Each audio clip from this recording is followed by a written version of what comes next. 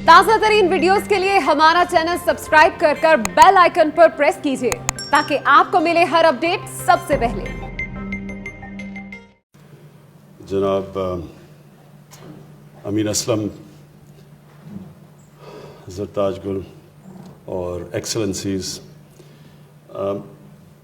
आज अमीन आपने जो ये ग्रीन बॉन्ड्स का बताया और जो पाकिस्तान का असासा जो पानी के नीचे पड़ा हुआ है इसकी बात की, और जो वर्ल्ड बैंक की सर्वे के मुताबिक मैं एक तो अपनी कौम के लिए कहना चाहता हूँ कि ये तो ठीक है कि हम अपनी एनवायरनमेंट को, अपने जंगलात को ठीक करते हुए, अपने मुल्क में सब्ज़ा फैलाते हुए, ये जो हमारे आने वाली जनरेशन्स के लिए ज़रूरी है, तो ये तो ठीक है कि हम बॉन्ड्स और इसका ये कोलैटरल है, इसका फ़ायदा उठा सकते हैं।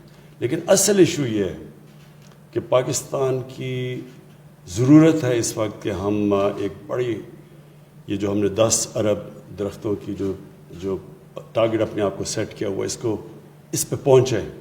और उसकी वजह यह है कि हमारे आने वाली जो नस्लें हैं, अगर हमने उनकी फ्यूचर प्रोटेक्ट करनी है, अगर हमने मुल्क को अपनी पूरी कंट्रीब्यूशन करें ग्लोबल वार्मिंग से बचाने के लिए, जो इस वक्त पाकिस्तान की वनरेबिलिटी दुनिया में टॉप 10 मुल्कों के अंदर है, ये बहुत ज़रूरी है कि हम ये सारी चीज़ें, जो नेशनल पार्क्स बढ़ाएं, दरख्त उगाएं, अर्बन फॉरेस्ट्री करें जिस तरह ये मियावाकी है। फिर ये जो अभी आपने जापानीज़ इनकी इसका क्या, उसने कोई मेथड बताई हुई थी, कोई टर्म क्या था, ये जो डेजर्ट के अंदर ये जो दरख्त उगाना, कबूकी, ये जो है ये इससे हमारा जो टारगेट है इन एरियाज़ के अंदर, जो हमारी डेजर्ट बड़ी फैलती जा रही है। मैं तो कई दफ़ा गया हूँ ये चोलिस्तान डेजर्ट में, तो वो भी फैलती जा रही है। तो इसको रोकने के लिए ये सारी टेक्निक्स हमें इस्तेमाल करनी पड़ेंगी। कई मुल्क इसमें बहुत आगे निकल चुके हैं, जिसमें चाइना ने रिसेंटली बहुत काम किया, क्योंकि मैंने अटेंड की थी इनकी कॉन्फ्रेंस, जो प्रेसिडेंट शी जिनपिंग ने बीजिंग में हम सबको बुलाया था। और फिर उन्होंने पूरा एक शहर बनाया हुआ है जो कि ग्रीन सिटी है, उसमें सब कुछ इन्वायरमेंटली फ्रेंडली बनाया, पूरा का पूरा एक शहर। तो ये हमें हमारे लिए बड़ा फ़ायदा है कि हम नई नई टेक्निक से सीख सकते हैं। तो पाकिस्तान का जो फ्यूचर है वो अब है ही इसमें कि हम अपनी जो अभी तक अपने मुल्क की अल्लाह ने की दी हुई नेमतों की हमने परवाह नहीं की, अब ये टाइम है कि उसके ऊपर हम पूरा जोर लगाएं। और ये एक जो आपने अभी बात बताई कि जो मैंग्रोव्स हैं पाकिस्तान में, बड़ी खुशाइन चीज़ है कि पिछले 20 साल में मैंग्रोव्स की हमारी जो मैंग्रोव फॉरेस्ट हैं वो बड़े हैं, जबकि हमारी सारी जो जितने पुराने भी जंगलात थे सारे तबाह हुए हैं पिछले 60-70 सालों में।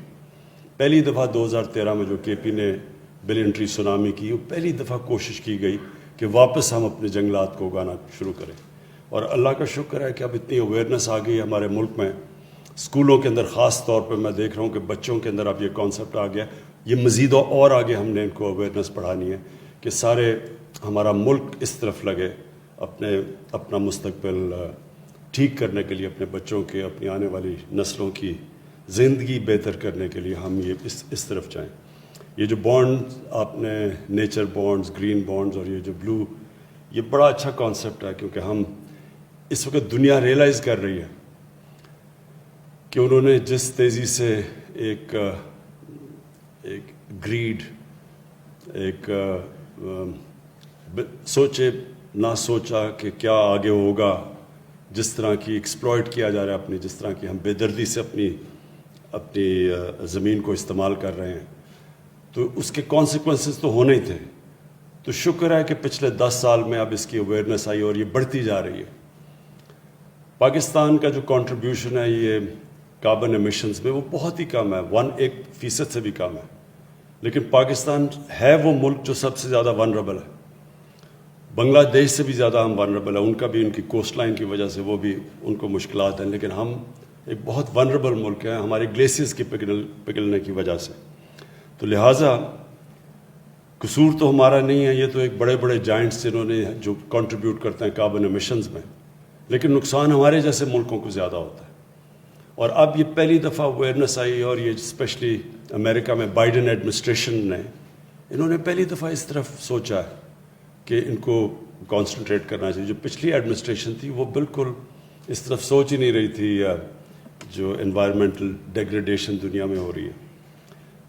تو ہم انشاءاللہ پاکستان اس میں پوری لیڈ لے گا, ہمارے ملک کی بھی ضرورت ہے. ویسے بھی ہمارے نبی صلی اللہ علیہ وسلم کا ایک بہت, آج سوچیں کہ تقریباً 1500 سال پہلے انہوں نے جو کہا تھا وہ آج کتنا ریلیونٹ ہے.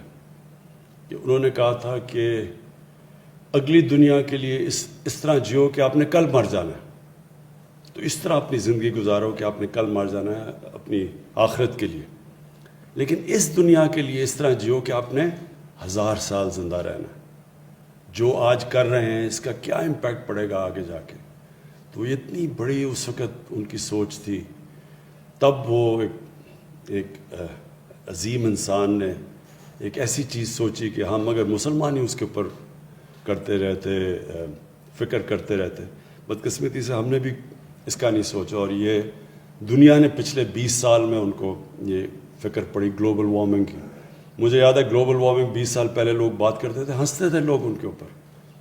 ابھی بھی کئی دفعہ پچھلے 3-4 سال پہلے بھی کئی بڑے بڑے ملک اس کو سیریس نہیں لیتے تھے.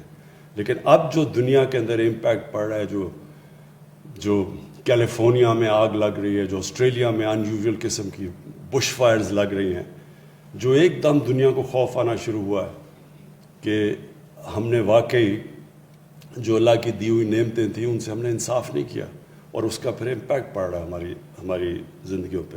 اور اب بڑے بڑے لوگ اس کے اوپر بات کر رہے ہیں, بل گیٹس جیسے لوگ, یہ سب سمجھ گئے ہیں کہ ایک آگے آج اگر ہم نے نہ اپنی اس دنیا کا دھیان رکھا, آج سے نہ ہم نے کوشش کی, تو کوئی ایسا وقت بھی آئے گا کہ جو ہم کچھ کر بھی نہیں سکیں گے.